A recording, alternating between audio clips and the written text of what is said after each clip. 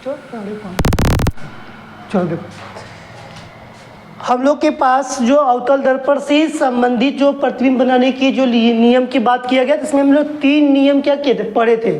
कौन कौन नियम पढ़े थे? तो हम लोग को पता है कि अनंत पर और अनंत व वक्रता केंद्र और वक्रता केंद्र पर, ये तीनों नियम हम लोग क्या कर चुके, पढ़ चुके थे। आज हम लोग के पास अवतल दर्पण पर आधारित जो प्रतिबिंब बनने का जो नियम था, मतलब कि अवतल दर्पण द्वारा बनने वाले प्रतिबिंब, इसी के बारे में हम लोग पढ़ रहे थे ना, प्रतिबिंब। ये सारी चीजें हमने क्या किया था, इसी बात कर रहे थे। इसमें कि हम लोग 3 नियम पढ़ चुके हैं। आज हम लोग के बीच में जब वस्तु हेडिंग रहेगा हमारे बीच में, तीसरा हो गया है ना, चौथा आज होगा। जब वस्तु वक्रता केंद्र को किससे दर्शाते, सी से, है ना, वक्रता केंद्र और फोकस के बीच में हो, यही बोला गया ना, फोकस के बीच में हो, फोकस के बीच में हो, तब प्रतिबिंब कैसा बनता है, इसी पर हमको आज बात करना है। इसी पर हमको प्रश्न पूछा जाता है तो हम लोग कैसे बताते हैं, इसी के बारे में बात करना है। तो देखो, हम लोग की जो बीच में जो प्रश्न की बात किया जाता है, तो यहाँ से हम लोग पढ़ते हुए चलेंगे, ठीक है। देखो, यहाँ पर सबसे पहले हमने बताया था कि हम डायग्राम की बात करेंगे। सबसे पहले क्या करेंगे, हम क्या करते हैं, डायग्राम बनाते हैं। सबसे पहले क्या बनाएंगे, डायग्राम बनाने से क्या होता है कि हमको स्पष्ट ही हो जाता है कि हमारे पास किस तरह का प्रश्न पूछा जाता है और बनने के लिए कहा जाता है, ठीक है। सबसे पहले हमने क्या बनाया, अवतल दर्पण। सबसे पहले क्या बनाया, अवतल दर्पण। पहले सिरा को हमने क्या बोला, m1, लास्ट नीचे वाले सिरा को क्या बोला, m2। इतना तो क्लियर कर लिया।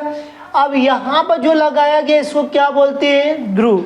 यहाँ पर जो बोला गया उसको क्या बोलते हैं, ध्रुव की बात किया गया।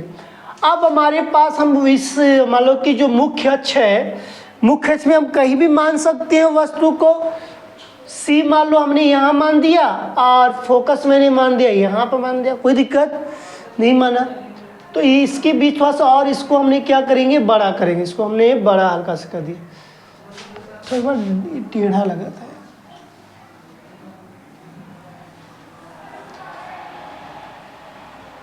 ठीक है। अब स्केल से खींचना तो थोड़ा सीधा आएगा। ये वक्रता केंद्र है, ये हमारे पास फोकस दूरी। यही बोला कि ना, वक्रता केंद्र और फोकस के बीच में, बीच का मतलब मेरे पास क्या, यही हुआ। हमने यहाँ पर मैंने एक वस्तु रखा, मतलब कि एक व्यक्ति को मैंने क्या किया, यहाँ पर खड़ा करते हैं, जिसका नामकरण किया जाता है सीलू नाम से। व्यक्ति को मैंने बना दिया। देखो, अब जब ये यहाँ पर खड़ा है तो इसका प्रतिबिंब क्या करेगा, सीधे जाएगा कि नहीं दे जाएगा, इसका क्या करेगा, पहले सीधे देखने की बात किया गया है। हमने यही बात बार बार कहा है कि वो क्या करता है, पहले सीधे देखता है कि नहीं देखता है। सीधे देखने के बाद वह अपने क्या करता है, टकराता है। तो टकराने के बाद दर्पण से टकरा कर क्या करेगा, दूसरे मार्ग में विचलित हो जाता है। तो मतलब कि हमने यहाँ से जब टकराया तो फोकस पे से होगा, क्या करेगा, गुजरा कि नहीं गुजरा, फोकस यही है जो कि जिसपे कटा हुआ है, उससे क्या क्या फोकस की बात किए गए। अब इसी तरह हमारे पास ये फोकस से ही होकर ये भी जाएगा और इसको इधर काटो। स्केल से करेंगे ना थोड़ा वेट लगेगा। स्केल से बना, जब भी डायग्राम बनाना तो स्केल से बनाना, ठीक है। बिना स्केल के बनाओगे ना तो नहीं बनेगा। अब हमारे पास स्केल तो मैं यहाँ पे इतना बड़ा तो आएगा नहीं। ये मान लो कि ये हमारे पास फोकस, ठीक है, इसी पे काटा है, फोकस पे। अब ये जब भी काटेगा तो थोड़ा दूरी पे काटेगा, ये नहीं कि यहीं पे काटेगा, ठीक है। ये हमारे पास जो बोला गया है, तो देखो किस कहाँ काटा, यहाँ पर हमारे पास क्या वक्रता केंद्र है, वक्रता केंद्र को थोड़ा सा पहले बना देते, इसको वक्रता केंद्र। अब देखो यहाँ पर मैंने क्या किया, एक डायग्राम मतलब इस तरह खींचा कि नहीं खींचा, डायरेक्शन खींचा। अब बताओ इससे थोड़ा दूरी पाया कि नहीं है, लेकिन इसके लास्ट में किसको दर्शाया जाता है, अनंत को दर्शाया जाता है कि नहीं, अनंत की बात किया गया है। इसका मतलब हमारे पास, अब डायग्राम सीधा बना लेना अपने आप को, ठीक है। अब हमसे डायग्राम थोड़ा सा क्लियर नहीं बनता है, तो डायग्राम वाला मुझे लाइनिंग हमसे नहीं की जाती, ठीक है। मान लो यही है, ठीक है, ये इसी पे आएगा,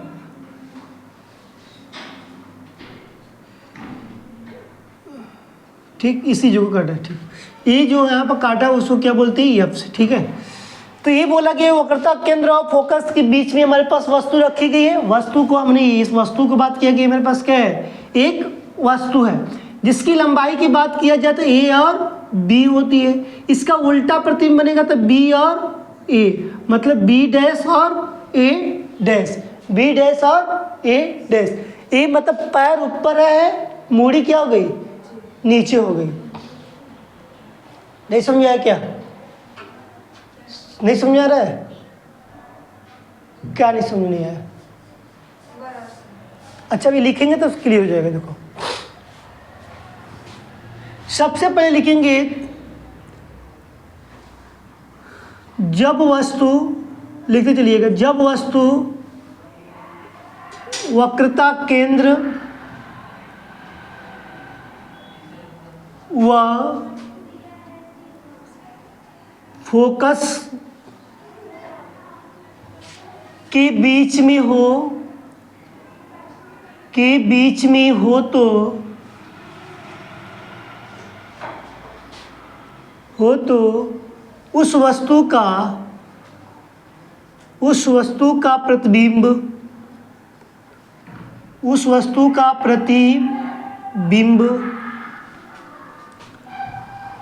उस वस्तु का प्रतिबिंब कहाँ बनता है, वक्रता केंद्र और अनंत के बीच। लिखेंगे प्रतिबिंब वक्रता केंद्र व अनंत के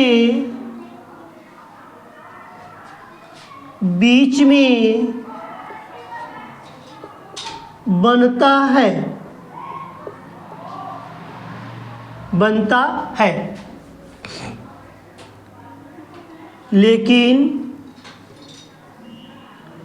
लेकिन कैसा बनता है, तो हम लोग बोलेंगे लेकिन उल्टा बनता है। पहली बात तो उल्टा बना, ये डायरेक्शन क्या है, उल्टा है कि नहीं है, उल्टा बना।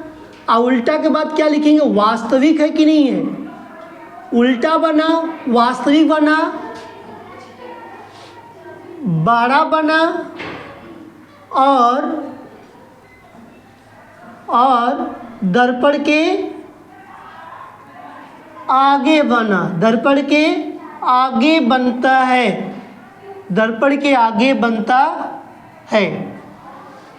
देखो समझ लो तो फिर उसको लिखते रहना। प्रश्न में हमारे पास बोला गया कि जब वस्तु वक्रता केंद्र और फोकस के बीच में हो, मतलब कि जब हमारे पास जो वस्तु है वक्रता केंद्र और क्या बोला गया है, फोकस के बीच में है। तब इसके बाद जो बोला गया कि जैसे कि हम ही लोग हैं, तो ये हमारे पास एक व्यक्ति है जिसका नाम यहाँ पर लिखा गया सीलू है। सीलू को बैठाया गया कि वक्रता केंद्र और फोकस के बीच में बैठा दिया गया। इसका जो प्रतिबिंब, जैसे कि पहले तो सीधे देखेगा, जाहिर सी बात है कि दर्पण में क्या होगा, किस दर्पण में टकराया, अवतल दर्पण में टकराया, उसका प्रतिबिंब मतलब टकराने पर क्या हो गया, कहाँ से गुजर रहा है, फोकस से होकर गुजर रहा है, सीधे जा रहा है, गुजरा टकरा कर दूसरे मार्ग में विचलित हुआ। लेकिन एक बार नीचे से देखा तो फिर फोकस से टकराकर फिर ये भी क्या हुआ, दूसरे मार्ग में विचलित हुआ, जो एक दूसरे पर काटेगा। देखो एक दूसरे से काटा कि नहीं, पहले सीधा वाला और एक थे नीचे जो देखा तो वो भी टकराया तो क्या काटा है कि नहीं एक दूसरे को। तो आप देखो किसके बीच में कहाँ काटा, तो मैं ऊपर से मिलाया तो वक्रता केंद्र और अनंत आया कि नहीं है।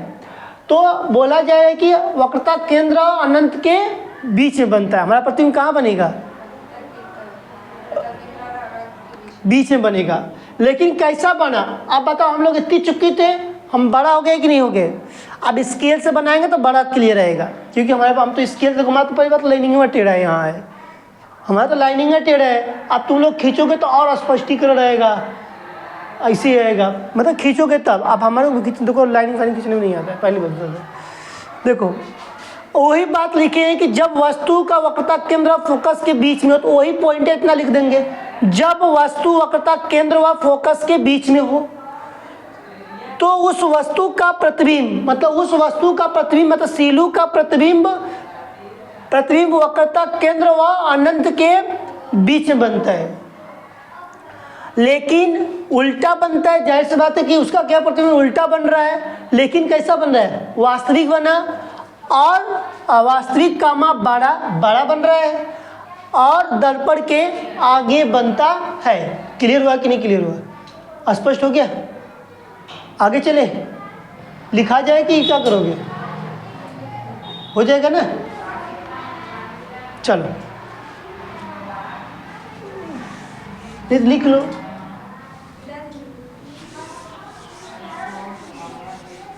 आज देखो जहाँ नहीं समझे पूछ लेना।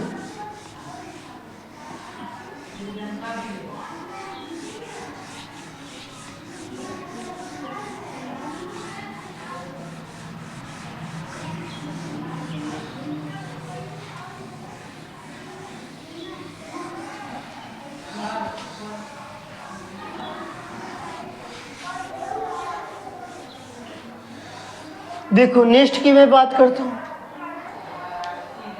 जब वस्तु फोकस पर हो, अगला हेडिंग रहेगा 5वां, जब वस्तु फोकस पर हो, यही हेडिंग है। जब वस्तु कहाँ हो, फोकस पर हो, ठीक है।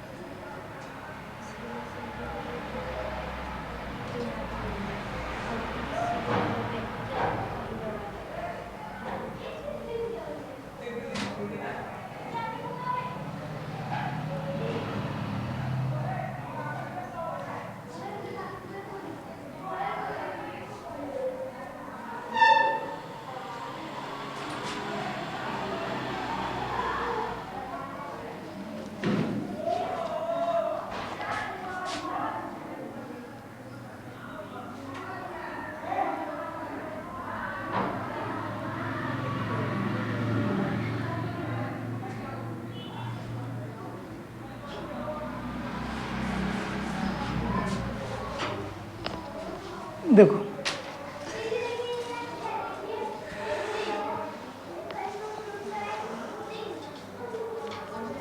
को कैसे बना दिया,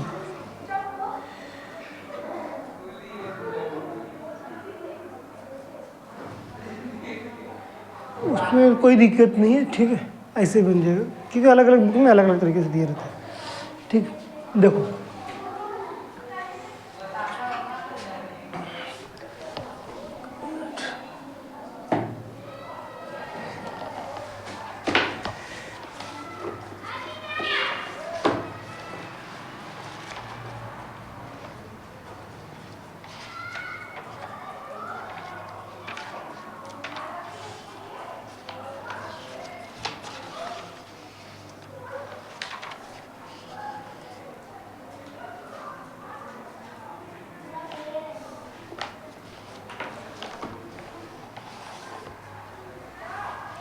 इसका सिंपल सी इसमें दिए है ना कि ई वाला ऊपर से दिया है, ठीक है। ई बना ना, हम वो भी बना दे रहे हैं।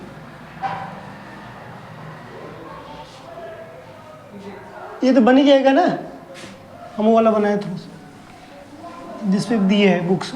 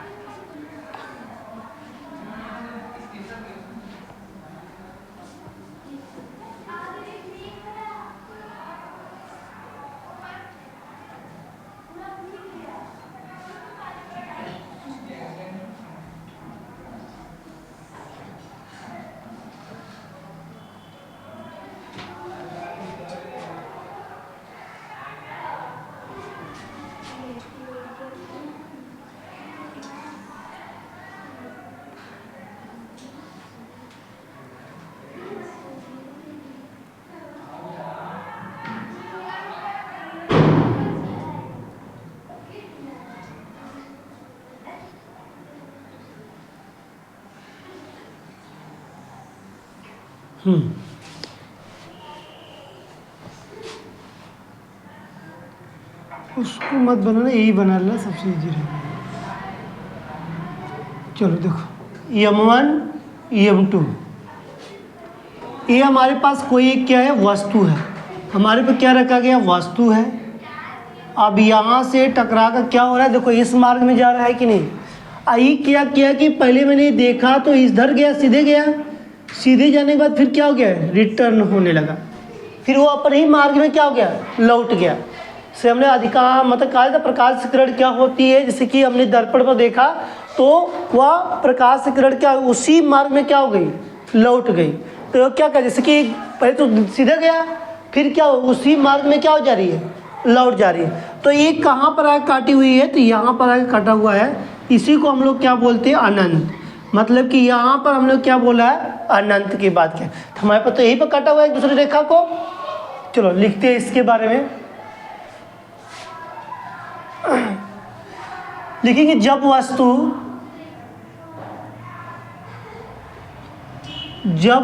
फिगर ही बनाना, ठीक है। यहाँ पर ध्रुव को पी से कर देना। देखो जब वस्तु फोकस पर हो तो, जब वस्तु फोकस पर हो तो उसका प्रतिबिंब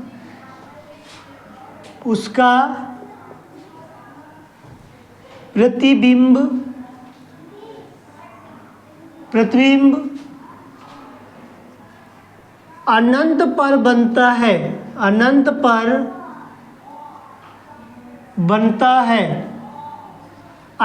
बनता है, लेकिन उल्टा बनता है, वास्तविक बनता है और बड़ा बनता है और दर्पण के आगे बनता है। दर्पण क्या बनता है? दर्पण के आगे बनता है। देखो यहाँ पर हमारे पास जो बताया गया है इसी चीज़ को, जैसे इसको हमने मान लिया ए और बी, तो यहाँ पर क्या हो जाएगा? ए डैश बी डैश। ठीक है, तो यहाँ पर मेरे पास जब लिखा गया कि जब वस्तु फोकस पर हो, जब वस्तु कहाँ है? फोकस पर हो, तो उसका जो प्रतिबिंब कहाँ बनता है? अनंत बनता है। उसका प्रतिबिंब कहाँ बनता है? अनंत में बनता है, लेकिन उल्टा बनता है, वास्तविक बनता है, बड़ा बनता है, और दर्पण क्या बन रहा है? आगे बन रहा है। ये बात समझ आई कि नहीं है? कोई पूछेगा कि ए बी कैसा है, तो कहना ए बी पहली लंबाई है और ए डैश बी डैश क्या होती है? उसकी दूसरी प्रतिबिंब की लंबाई होती है, क्योंकि ये तो मेरा प्रतिबिंब बना है कि नहीं। देखो हमारे पास टकराया, जो सीधे गया देखा, पहले सीधे देखा गया, अब इसकी फोकस की बात किया गया, तो टकरा तो उसी मार्ग में स्वयं क्या हो गई? लौट गई। उसी मार्ग में लौटी कि नहीं? देखो उसी पर सीधे जा रहा था, लेकिन वो क्या हो गया बेचारा? फिर टकरा कर दर्पण से फिर उसी मार्ग में लौट गई। तो हमारे पास जो दिया कहाँ पर काटा हुआ है? अनंत पर काटा है। जब अनंत पर काटा, इसीलिए हमारे पास ए डैश और बी डैश की बात यहाँ पर की गई है। ये होगा कि नहीं समझ में? आगे चले।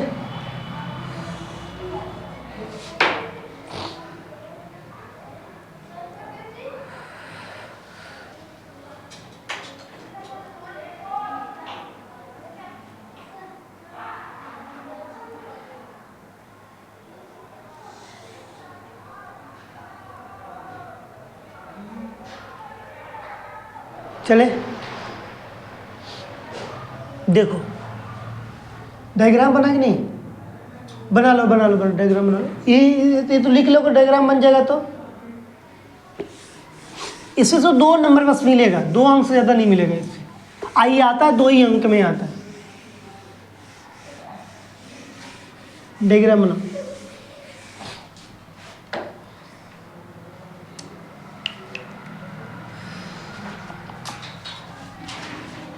जब वस्तु लास्ट है, जब वस्तु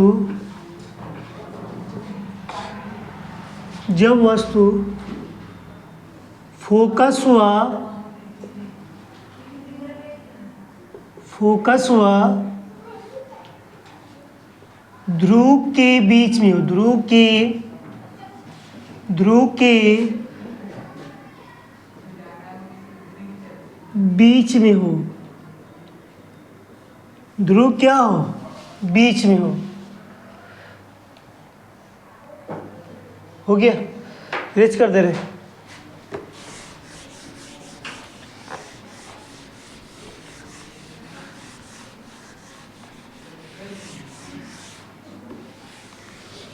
देखो इसका भी देख लो।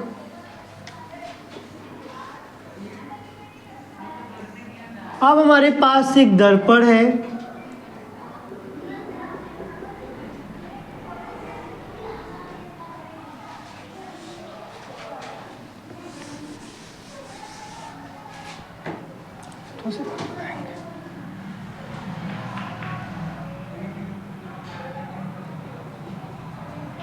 अब हमारे पास ध्रुव यहाँ पर, फोकस यहाँ पर, इसी के बीच में क्या है? एक वस्तु रखी गई है। इसी के बीच में क्या रखी गई है? एक वस्तु रखी गई है। तो वस्तु देखेगा तो यहीं पर देखेगा, और इस वस्तु का यदि बात किया जाए तो जो देखने की जो प्रक्रिया है, तो हमारे पास जो बनेगा, तो इस पे हम लोग यदि बात करते हैं,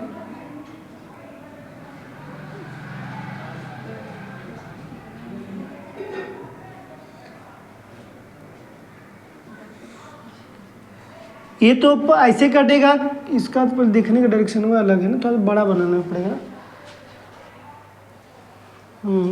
ये तो बड़ा रहेगा डायग्राम, दिक्कत करते हैं। ठीक, देखो फोकस मत रखो, कहीं भी फोकस भी रखा जाएगा, जहाँ पर काटेगा वहीं मान लेंगे फोकस। ठीक, ये काटेगा नहीं, एक दूसरे को काटेगा नहीं, ये मत सोचना काट देगा, कभी एक दूसरे को प्रच्छेदित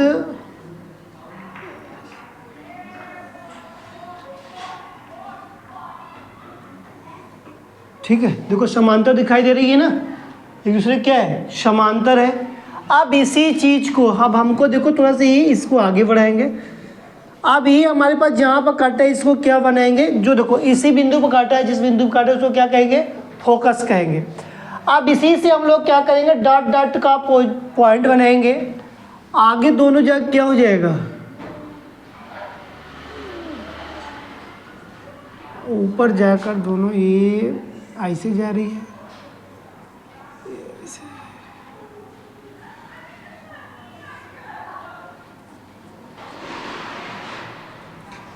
अब यहाँ पर हम लोग क्या करेंगे, इसे डॉट डॉट का प्रयोग कर लेंगे, ठीक है। तो हमारे पास जो डायरेक्शन की जो बात किया गया तो ये हमारे पास क्या होगा, ए और बी हो गया, बन गया डायग्राम, डायग्राम यही रहेगा। ये हमारे पास क्या है, M1 है, ये हमारे पास क्या है, M2 है, ठीक है। ये हमारे पास M1 और M2 की बात करते हैं। क्या हुआ, बैठ जाओ, हाँ बैठ जाओ। तो यहाँ पर डायग्राम नहीं बन पा रहा है ना, बन गया, ठीक है। तो ऐसा स्केल रहता तो क्लियर बनता है, स्केल नहीं है, इसे बनाने में थोड़ा दिक्कत होता है, ठीक है। ए हमारे पास ए डैश और बी डैश हो जाएगा, ठीक है। सेम बात वही बात जो सारी चीज़ मैंने बताया वैसे एक बार देखो लिखेंगे। जब यहाँ पे क्या लिखे, जब वस्तु फोकस हुआ, लिखो चलो, जब वस्तु फोकस हुआ ध्रुव के बीच में हो, ध्रुव के बीच में हो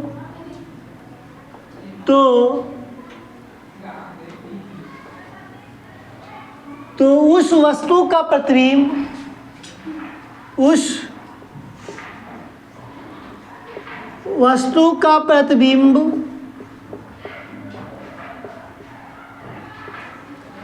उस वस्तु का क्या है, प्रतिबिंब, प्रतिबिंब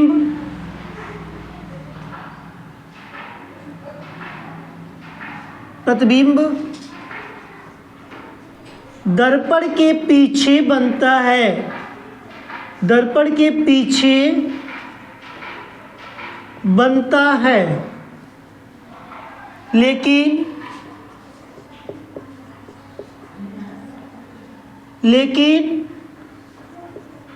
वस्तु से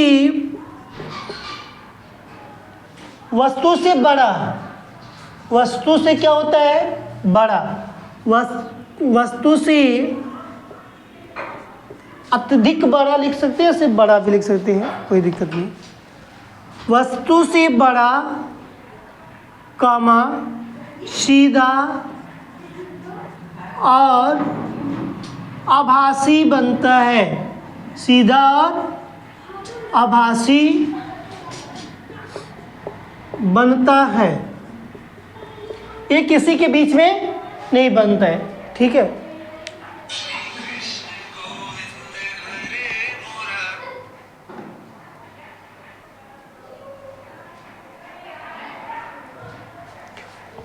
तो जब वस्तु फोकस, मतलब कि हमारे पास बोला कि जब वस्तु फोकस व ध्रुव के बीच में हो, मतलब कि देखो यही बोला गया ना कि जब वस्तु फोकस व ध्रुव के बीच में रखी गई है, हमारे पास वस्तु रखने के बाद तो यही बताया गया है तो ये लिखे हमने, जब वस्तु फोकस और ध्रुव के बीच में हो उस वस्तु का प्रतिबिंब, मतलब इस वस्तु का जो प्रतिबिंब, मतलब यहाँ मैं सीलू का जो प्रतिबिंब है मैं यहाँ पर रखता हूँ, देखो इसका जो प्रतिबिंब है कहाँ बनता है, तो दर्पण की क्या बनता है, पीछे बनता है, दर्पण क्या बनता है, पीछे बनता है। अब दर्पण के पीछे क्या बनेगा, बड़ा सा बनेगा, दर्पण के पीछे कैसा बनेगा, इसी के प्रतिबिंब कितना बड़ा दिखाई दे रहा है कि नहीं दिखाई दे रहा है। अब बताओ यहाँ पर मैंने फोकस और ध्रुव के बीच में रखा तो, लेकिन दर्पण का जब पीछे इसका प्रतिबिंब बना तो क्या बना, बड़ा बना कि नहीं बना, क्लियर हुआ कि नहीं। अब बताओ स्पष्ट हुआ कि नहीं, बताओ कोई डाउट? 6 नियम खत्म, 6 नियम खत्म हो गए। अवतल दर्पण से जो संबंधित जो नियम होते हैं 6 नियम को हमने क्या किया, कंप्लीट कर दिया। जो कि यहाँ से यदि आता है प्रश्न तो 2 अंक निश्चित करके लेकर आएगा। हर बार इस पेपर में यह बनने का चांस बन गया है। ये सारी चीज़ें आप अच्छे से रिवीजन कर लेना, जिससे कि आप यदि पेपर में आए तब क्या कर सके, हल कर सके, बता सके। और इसमें ज़्यादा रटने वाले पॉइंट मैंने नहीं लिखवाया हूँ। सभी पॉइंट क्या एक ही जैसा है, सभी तरीका क्या है, एक ही जैसा है, जिससे कि आप डायग्राम के माध्यम से, आकृति के माध्यम से यहाँ पर आप अपने आप को नंबर ला सकते हैं। और इसमें ज़्यादा हार्ड नहीं है। इसी प्रकार मैं बात करूंगा उत्तल दर्पण का।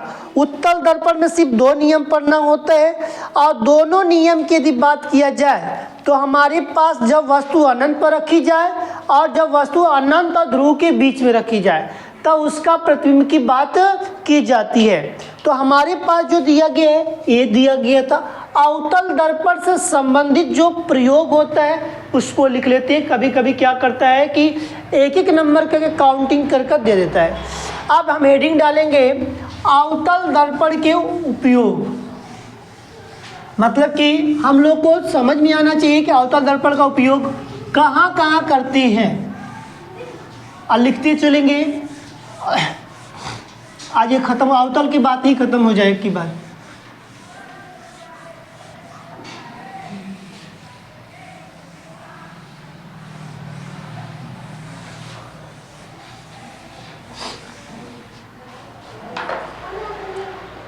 अवतल दर्पण के उपयोग,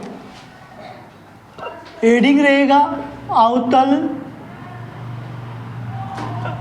दर्पण के उपयोग। दर्पण की देखो, अवतल दर्पण का जो उपयोग होता है, किस तरह की यदि मैं बात करता हूँ, दर्शाते हैं, सारी चीज़ें यहीं से हमको देखने को मिलता है। इसका नंबर डिवाइड करेगा एग्जामिनर तो एक एक पॉइंट कर देगा। जैसे कि बोल देगा कि 2 ठे लिखो, जैसे 2 अवतल दर्पण के 2 उपयोग लिखो, तो 2 उपयोग लिखोगे तभी 2 नंबर देगा, और नहीं लिखेगा तो नहीं मिलेगा। क्योंकि पेपर का जो जो मतलब एवरेज है, मतलब बनाने का जो तरीका है बदल गया है। इसलिए मुझे अब डिफिनीशन पर विशेष कर ध्यान देना है, उसी का आप दोनों ध्यान देना है। परिभाषा भी याद रखना है और उसी के साथ साथ सवाल भी आना चाहिए। तो कल हम लोग हो सकता है तो सवाल पर भी उतर जाएंगे। कल हम लोग क्या होगा, सवाल पर उतर जाएंगे। अब अवतल दर्पण के उपयोग की बात करते हैं। सबसे पहले ये पहले पॉइंट में लिख के चलेंगे। देखो, अवतल दर्पण के उपयोग में हम सबसे पहले बात करेंगे, लिखते चलो फिर उसको समझाते हैं। अवतल दर्पण का उपयोग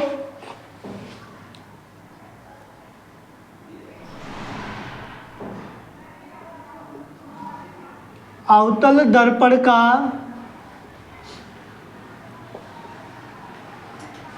उपयोग, अवतल दर्पण का उपयोग चेहरे का सीधा और बड़ा प्रतिबिंब, चेहरे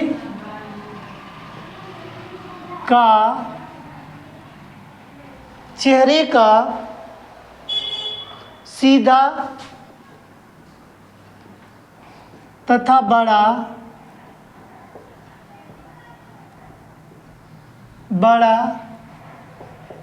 प्रतिबिंब देखने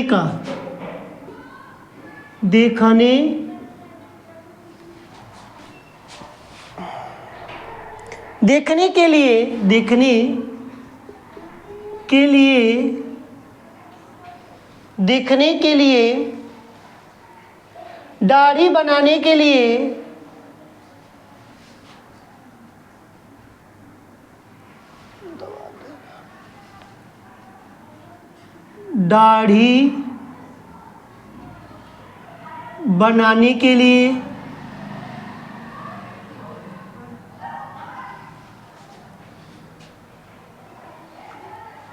बनाने के लिए उपयोग करते हैं। बस बनाने के लिए बस इतना लिख दो, बहुत ज़्यादा हो जाएगा इसमें। दूसरा पॉइंट्स, डॉक्टर मरीजों के दांतों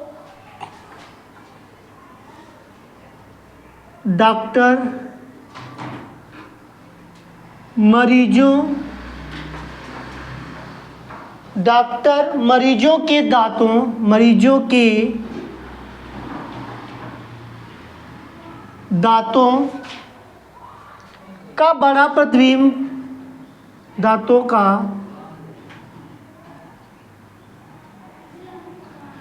बड़ा प्रतिबिंब देखने तथा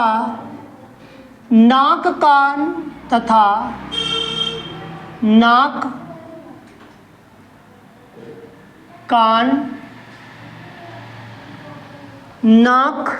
कान और गले की जांच करने के लिए,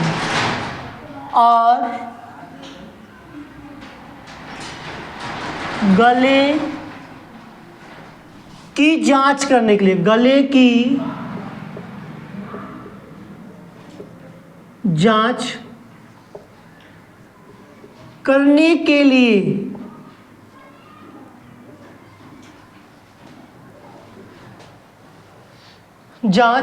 के लिए तीसरा पॉइंट लिखेंगे। बस 3 पॉइंट लिखवाएंगे, ज़्यादा नहीं।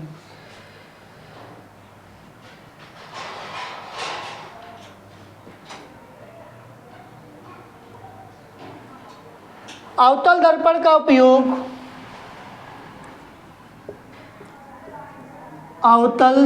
का उपयोग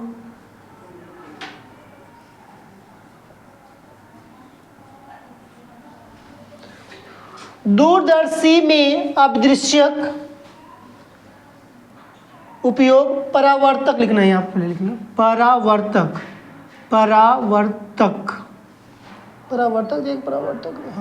दिए। परावर्तक दूरदर्शी, आइए समझाएंगे तो क्लियर हो जाएगा। दूरदर्शी में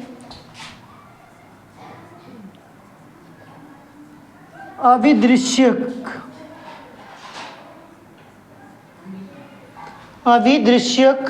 के रूप में होता है।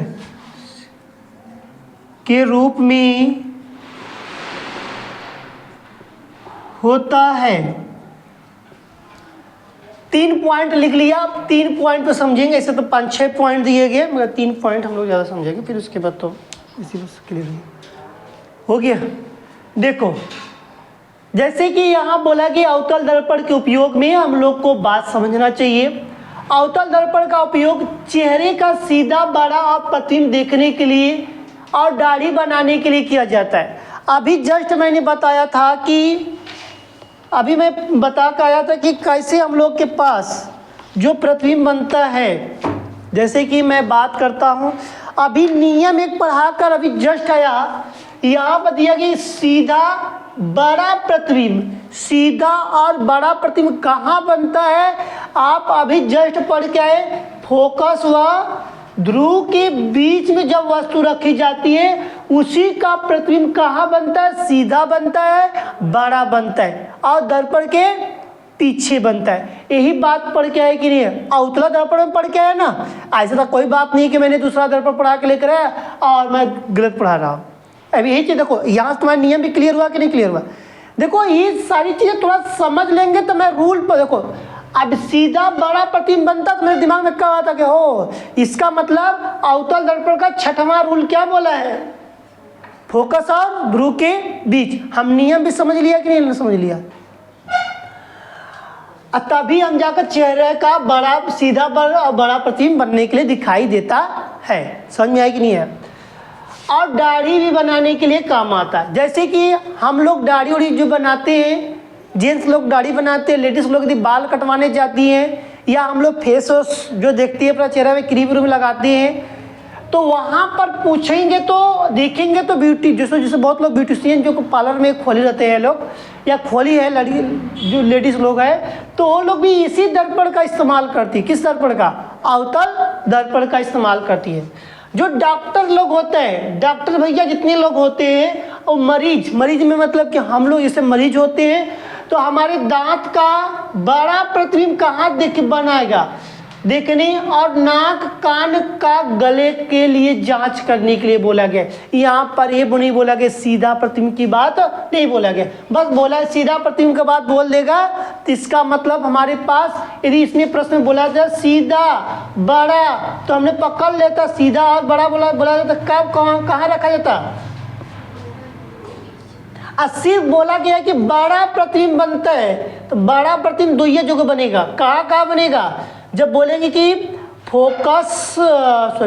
वक्रता केंद्र व फोकस के बीच में हो या फोकस पर रहेगा, इसी दोनों पर बड़ा प्रतिबिंब बनता है। मतलब अभी हम लोग रूल पढ़ के आया नहीं कि यही पढ़ के आया, ये रूल पढ़ के आया कि नहीं? बड़ा प्रतिबिंब किस में बनता है? वक्रता केंद्र और फोकस में बनता है या फोकस बनता है। यही बात तो हमने पढ़ के आया नहीं। जब वक्रता केंद्र और फोकस में जो वस्तु होती है तो कहाँ बनता है प्रतिबिंब? तो हम बोलते हैं कि वक्रता केंद्र और अनंत के बीच में बनता है। जब वस्तु फोकस पर होती है तो उसका प्रतिबिंब कहाँ बनता है? अनंत पर बनता है। तभी तो हमने बड़ा बताया कि नहीं बताया? इसी नियम को भी हम पढ़ के आए कि नहीं? इसी नियम का यहाँ प्रयोग किया गया है कि नहीं किया गया? तो यही बात समझ में आया कि नहीं आया? आगे बात किया गया है कि अवतल दर्पण का उपयोग परावर्तक दूरदर्शी, मतलब हम जैसे ही 12 में जाएंगे परावर्तक दूरदर्शी अदृश्यक की बात किया जाता है तो वहाँ पर अवतल दर्पण का प्रयोग किया जाता है। इसलिए बात किया जाता है कि परावर्तक दूरदर्शी में अदृश्य के रूप में किया जाता है।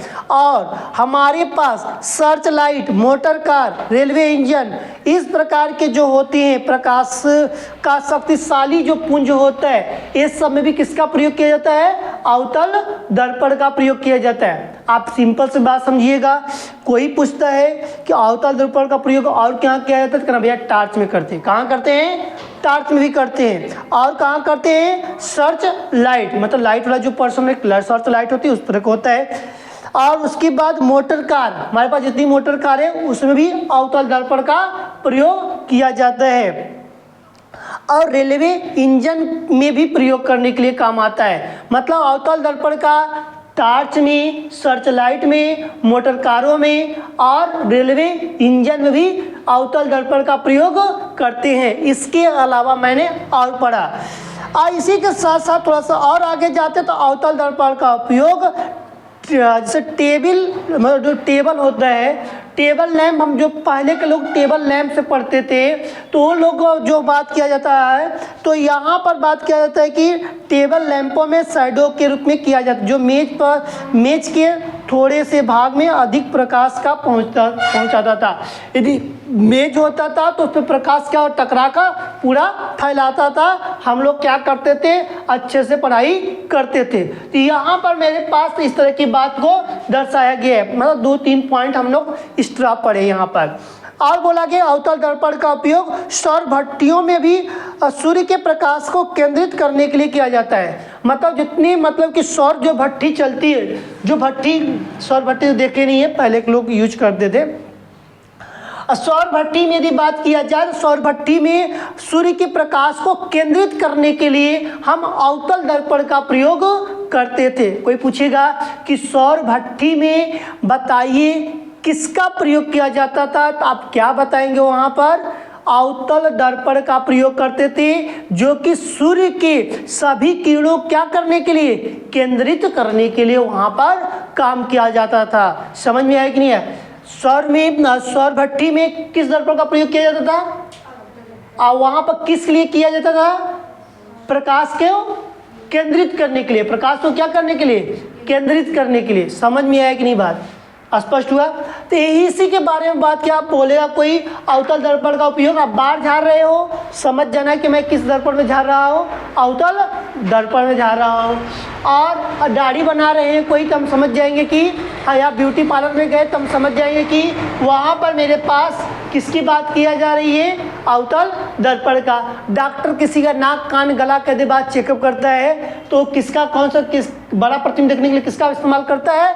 अवतल दर्पण का प्रयोग करता है। परावर्तक दूरदर्शी में अभिदृश्य की जब बात की जाती है तो क्या होता है? हम लोग बोलेंगे अवतल दर्पण का। बात समझ में आएगी नहीं है? टार्च, सर्च लाइट, और टार्च हो गया, सर्च लाइट हो गया, और मोटर कार हो गया, और रेलवे इंजन का जो बात किया गया, इस सब में किसका प्रयोग किया जाता है? अवतल दर्पण का। बात समझ आई कि नहीं है? और इसी तरह हमारे पास जब सीधा और बड़ा प्रतिबिंब बनता है तो वहाँ पर किस दर्पण का प्रयोग करते हैं?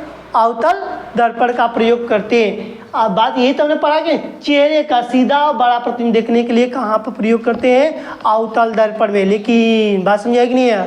तो इस तरह का हम लोग का प्रयोग करने की बात की जाती है। तो हम लोग के पास अवतल दर्पण से मेरे हिसाब से अवतल दर्पण क्या हो गया? कंप्लीट हो गया। अब हम लोग कल सवाल हो सके तो पढ़ेंगे, ठीक है? कल आंकिक सवाल की बात कर लेंगे और उसके बाद हमारे पास धीरे धीरे दर्पण कंप्लीट हो गया। हमारा सवाल लगेंगे 2 दिन, बहुत 3 दिन तक सवाल लगेगा। 2 दिन के बाद ये बहुत 3 दिन, और उसके बाद लेंस पढ़ेंगे। तो लेंस पढ़ेंगे तो हम आराम से लेंस में भी सेम इसी तरह का बात किया जाएगा। और लेंस पढ़ने के बाद लेंस कंप्लीट होगा तो उसके बाद हम लोग फिर केमिस्ट्री पर आ जाएंगे, ठीक है? एक भाग कंप्लीट हो चुका है, एक भाग क्या हो गया? धीरे धीरे कंप्लीट हो गया, दर्पण खत्म, ठीक है?